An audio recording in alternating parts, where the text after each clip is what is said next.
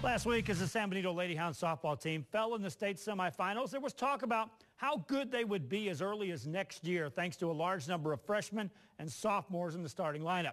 So just how far back is the line of talent for a program that keeps churning out winning teams, making the playoffs 20 of the past 21 years? Further than you think, my friends.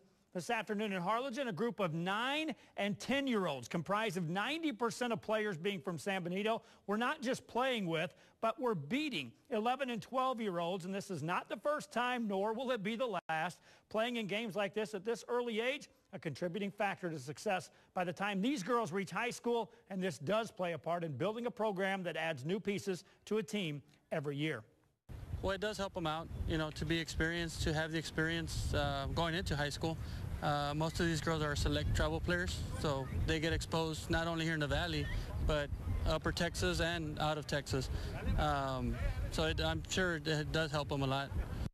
Success does a team enjoy like this? How about already holding a national title, which was won at the T-ball level? This team is not the only game in town, and San Benito not the only school benefiting, as the Rio Grande Valley is mixing in players from all around to gain experience and success at a very early age.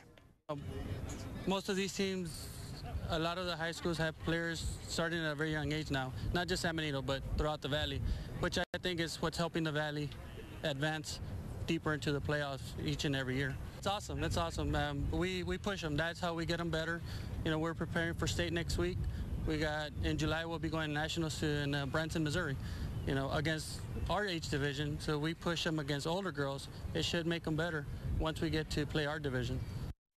Softball, not the only sport out there that's seeing this type of commitment, as athletes are turning on more of a year-round commitment years before they reach high school age. For this group of players that are 9 and 10, remember, how about in the last 2 days playing in 12 games minimum? Next week, they're in another tournament. In a couple of weeks, they travel out of state.